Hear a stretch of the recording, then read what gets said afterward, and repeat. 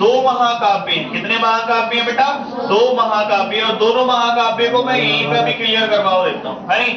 अब दो महाकाव्य हैं। अब दो महाकाव्य कौन कौन से महाकाव्य? तो एक तो है बेटा रामायण। क्या है? रामायण, ठीक है। और एक क्या है? एक है महाभारत। क्या है भैया?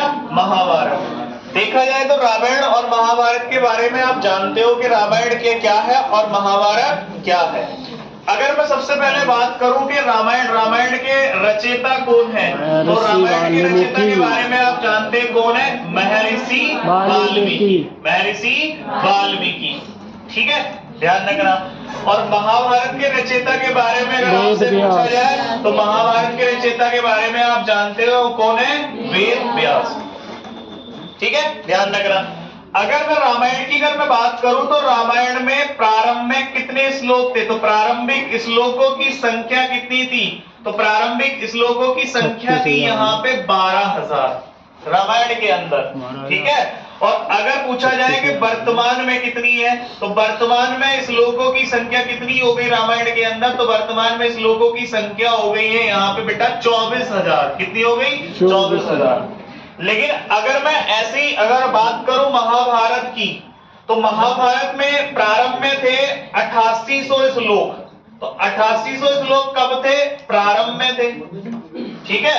और वर्तमान में कितने हो गए हैं? तो वर्तमान में ध्यान रखना, वर्तमान में है 1,00,000 श्लोक। वर्तमान में कितने हैं? 1,00,000 श्लोक। इस बात को ध्यान रखना है आपको।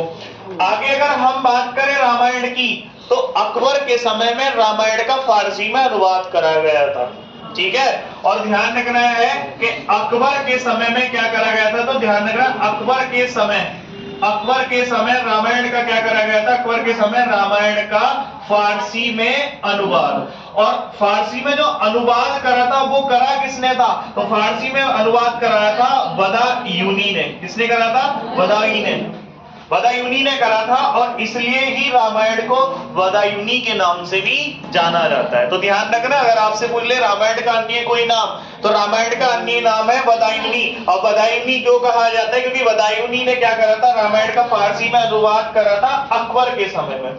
ऐसे ही अगर महाभारत में पूछ ले, तो महाभारत में भी ध्यान रखना है कि महाभारत में भी अकबर के समय में क्या हुआ था? अकबर के समय में फारसी में क्या हुआ था? इसका अनुवाद। फारसी में क्या हुआ था बेटा? इसका अनुवाद। और अकबर के समय में फारसी में जो अनुवाद करा था महाभारत का, वो किसने करा था? तो वो आपका उस व्यक्ति का नाम तुम्हें पता होना चाहिए, किसने करा था? तो ये करा था अब्दुल रहीम खाने खाना ने। किसने करा था बेटा? ये करा था अब्दुल रहीम खाने खाना। और इसने फारसी में अनुवाद करके रख दिया था इसका नाम रजनामा। क्या रख दिया था? रजनामा। इसलिए महाभारत को रजनामा भी कहा जाता है। तो महाभारत का अन्य नाम रजनामा, लेकिन महाभारत का पुराना नाम तो ब्रज संहिता या और कुछ है? जय संहिता। क्या है बेटा? जय संहिता। क्या है? जय संहिता। ध्यान रखना है, ठीक है। तो महाभारत का पुराना नाम जय संहिता और महाभारत का अन्य नाम रजनामा। रजनामा क्यों कहा जाता है? क्योंकि अकबर के समय में इसका क्या हुआ था? फारसी में अनुवाद। महाभारत का अकबर के समय में फारसी में अनुवाद। और फारसी में अनुवाद किसने करा था?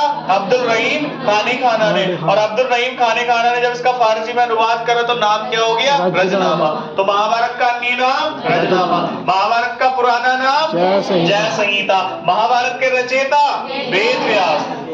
पहले कितने श्लोक? 8800 श्लोक। वर्तमान में 1,00,000 श्लोक। रामायण के रचयिता प्रारंभ में कितने श्लोक?